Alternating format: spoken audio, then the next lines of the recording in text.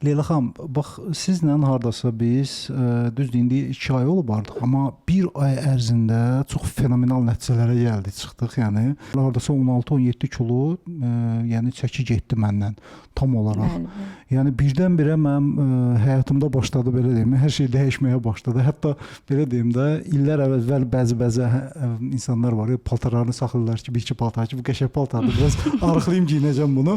Bax indi mən onu giyinə bildim. Nə gözəl. Hə, giyinə bildim onu. Hə, amma bir dənə bir şey deyim. Deməli, bu müddət ərzində bir dənə qəribə bir şeydir ki, mən ümumiyyətlə çox yeyən adamam. Yəni xoşlayıram, sevirəm yeməyi. Hə. Amma sizin mənə yazdığınız rasyon çox əvvəl mən yediyimdən bir 5 dəfə az idi. Amma buna baxmayaraq, mən yeyirdim və doyurdum və çəki verirdim və çox qəribə bir şey yaranırdı da. Deyirəm, yəni bu necə olur da, yəni bu necə işləyir? Əslində belə deyim, arıqlamaq sadəcə çəki itirmək deyil. Arıqlama prosesi düzgün olduqda insanın psixologiyasına müsbət təsir edir. Həmçinin həyat keyfiyyətiniz artır. Sizdə də bu proses tam olaraq düzgün olduğu üçün və orqanizminizə yanaşma olduğu üçün, sırf o bütün qidalar sizin hüceyrələrinizi qidalandırdığı üçün artıq siz özünüzü tox hiss edirdiniz.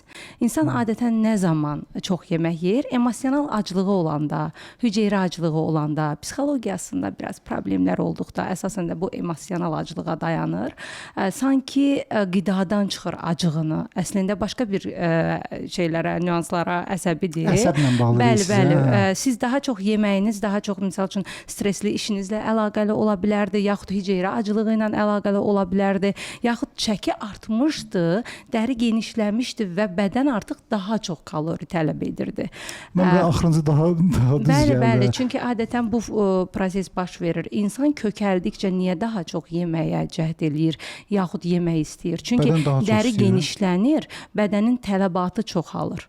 Ümumilikdə təkcə mədə böyüməsi deyil, bu mədəni də kiçiltməklə düzəldək ki, bu proses düzgün formada, düzgün orqanizmə uyğun qidalar verdikdə artıq o hüceyrələr qidalanır. Siz bir balaca da qida qəbul edərsiniz, amma birbaşa o bağırsaqlardan sorula bilən, asanlıqla orqanizm tərəfindən mənimsənilə bilən və sizə həm xoşbəxtlik gətirən, həm çəki itkinizi aktivləşdirən bir qidalar ola bilər. Bu da yalnız və yalnız sizin orqanizminizə özəl olaraq təyin olunmalıdır. Sadəcə qidalanmadan deyil də, ümumilikdə mən bir proqram verirəm sizə.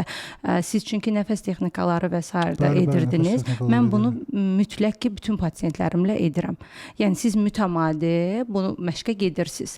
Ancaq mən ümumilikdə bütün pasiyentlərimə xüsusilə hər orqanizmə görə qidalanma tərtib etməklə yanaşı, hər orqanizmə və hər problemə, xəstəliyə görə də eynilə nəfəs texnikaları və s. bir çeşid texnikalarda tövsiyə edirəm, hətta özüm göndərirəm və onlar onu bir ay müddətində edirlər. Birbaşa hormonal balansa təsir edir mənimlə bərabər arıqlamaq.